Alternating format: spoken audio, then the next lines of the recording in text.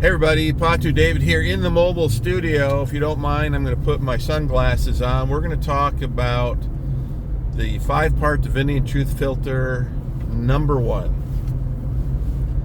Okay, now the only folks that'll probably have an objection to this are atheists, and that's okay. Hang out with me if you're an atheist. We're good, all right? So, the 5-part Divinity and Truth Filter starts with the divine, something. #1 is. Simply is. So I refer to it as divine source. Why? Because there's like 10,000 different names that different human species around our planet have identified that there's something greater out there. So let's start there. Let's just set aside the, we're the one and only, and everyone, all the other 999,000, whatever, are all wrong. Let's just set that argument aside. Okay? Let me tell you a story about it. So the first part, Divine Truth Filters. So for the atheists, here's my proposal for you. For you, this filter, this is if a divine source were to exist, then this filter would actually make sense and work. Just stay with me, okay?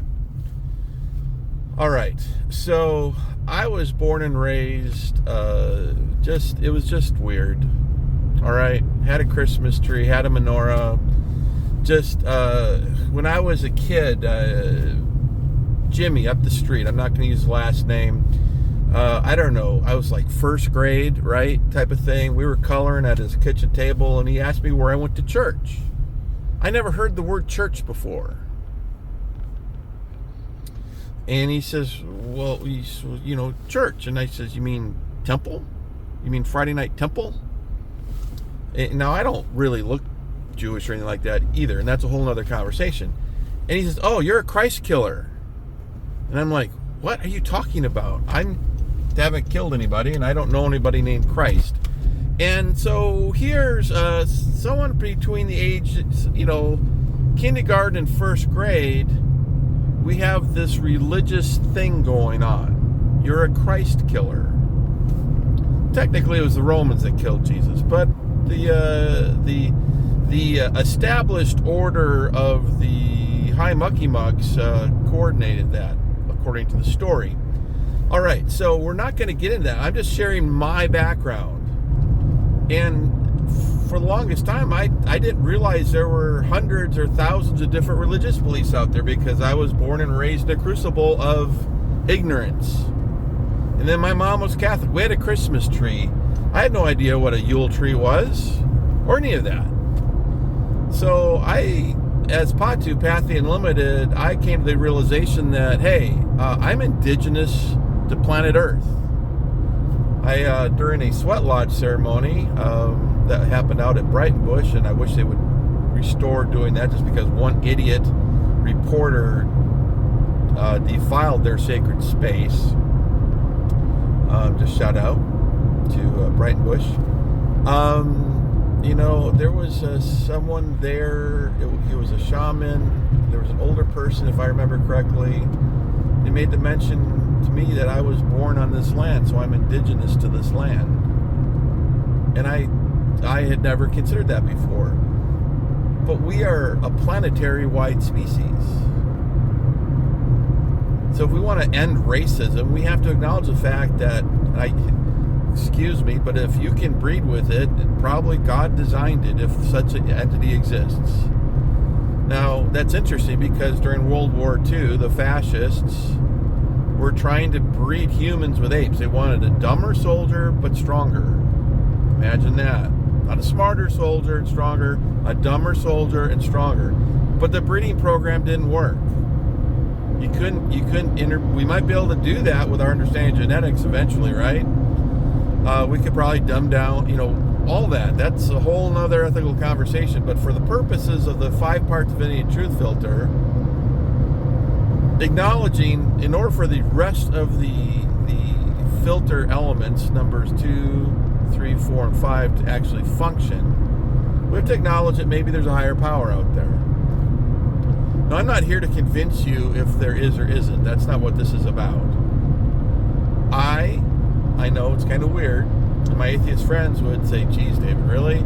I acknowledge that I believe there's a higher something out there. Why? Well, that's interesting. Another story. I got so frustrated with trying to get to the truth because I was born and raised with the one truth. There's only one with this, blah, blah, blah. I finally just said, I got to the point where I realized that everything that I thought I knew probably was either a lie, a manipulation, a half-truth, partially true. I was no way I was going to find out what the truth was, because that's just where the data led me, okay? And I know a lot of folks be like, yeah, but there's no yeah, but in my world. It's just like, prove it to me. And the proof, the data shows we don't know much about our actual history. If I were to say to you, people who win a conflict generally rewrite the history, go, oh yeah, well guess what? That's what most of our religious history is, those who won conflict. Oh, well then the justification is, well, yeah, because God was on their side. Yeah, good luck with that. No, it's not logical. So let's set all that aside. My test was, I said, phooey, I don't know what's up. I said, let's start, this was the first part for me. Okay, this is me. I was so angry. I went outside my apartment at the time, and I just closed my eyes, and I said to myself in an angry voice, okay, let's start with something simple. Just prove that you exist. Give me something, anything, that I can logically grasp that would help me understand that, yeah, there is a consciousness out there. There is something higher out there. This wasn't all just an accident. And I opened my eyes and it hit me. I looked around. It was like, for the first time in my life, I had a geometric proof that yes, something higher than me existed. I know you want me to give you the answer, right? And I'm not going to do it. Why? It's not my business to do it. I call it the divinity test. I see if someone actually knows deity. And some weird people have actually been able to answer this question. But I'd say, listen, it took me less than 30 seconds, right? But I'd say, I used to say 5 minutes, but let's go down to 3, because 5 minutes is too long. In 3 minutes, prove to me your concept of God or deity exists without quoting anything.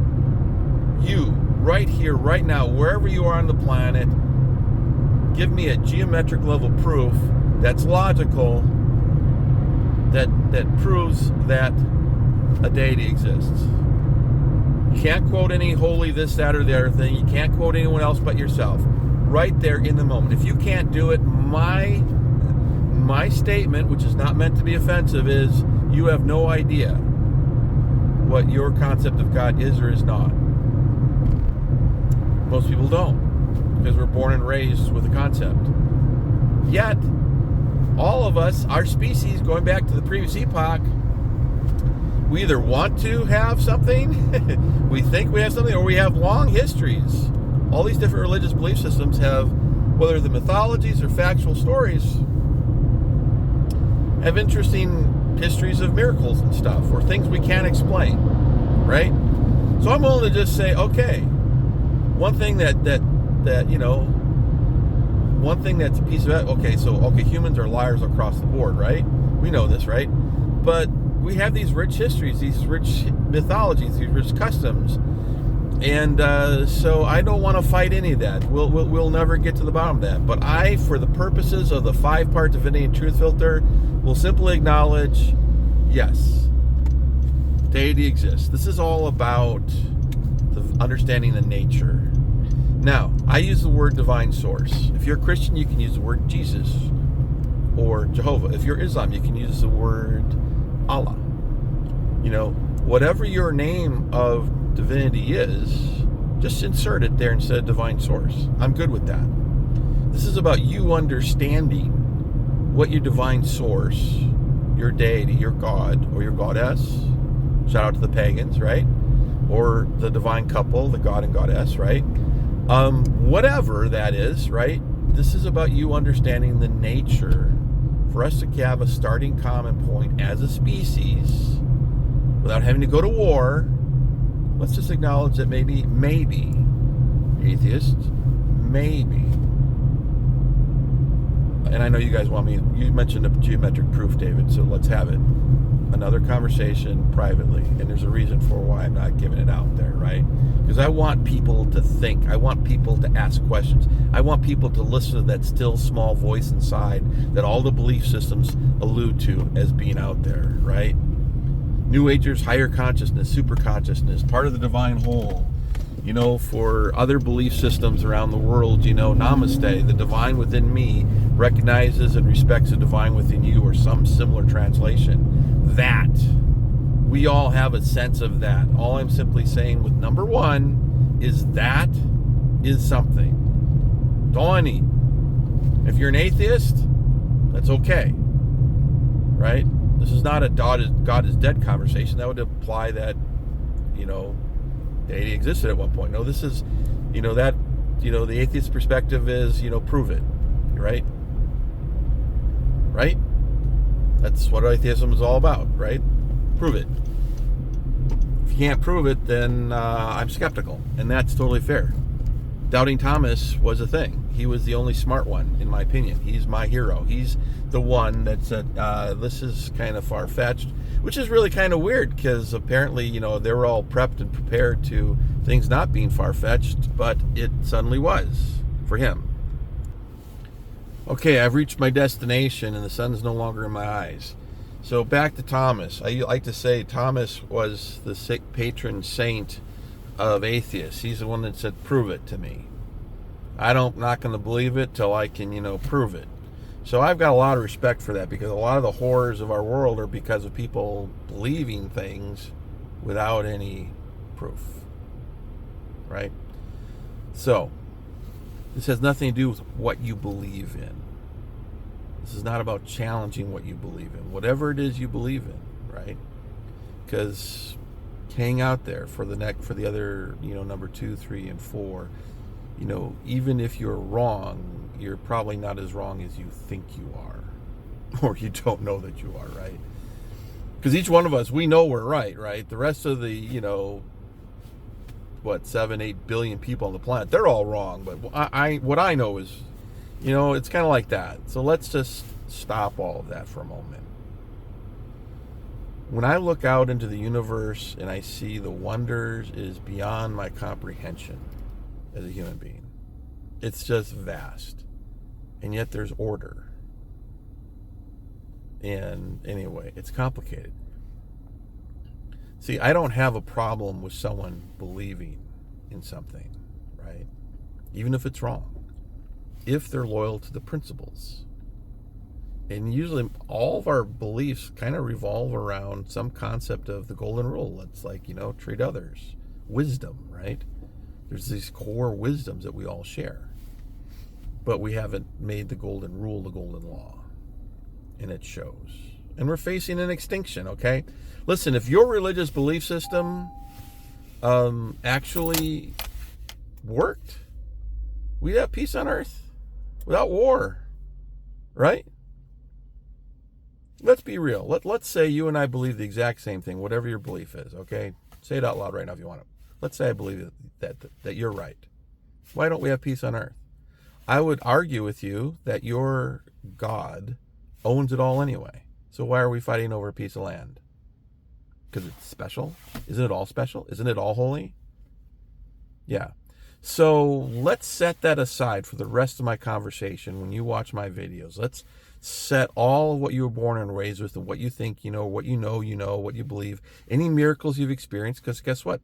Humans experience things they can't explain. We call them miracles or serendipities, whatever. Let's just accept that all that's real. It's at least real for you. And we could open up a quantum physics conversation about why it's real for you and not real for others, but we're gonna leave that alone, all right?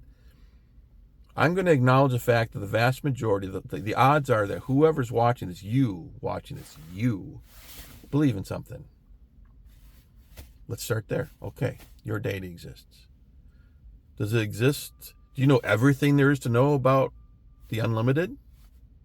Probably not, right? People spent their lifetimes and then got it wrong, right? Let's set all that aside for our conversation while you're learning about the 5-part Divinity and Truth Filter. Set it aside. Okay? Number 1, we're just going to acknowledge something exists. It might be you. I mean, yeah, it could be you. It might be your understanding of it, and it might not be. You don't have to agree with me on whether or not it may or may not be. But what I'm trying to get agreement with you on is, yeah, God exists. My concept of God exists. Your concept of God exists. I'm not trying to be offensive. I'm trying to be inclusive. Whatever that is. Whatever. If I were to say, what's the name of your God? And I'm just using God as a gender neutral term. You have a name. If you believe in something, you have a name. You know, for indigenous, it could be Great Spirit, right? Whatever. Okay. Then you would say, yeah, exists. My insert name exists. Atheists,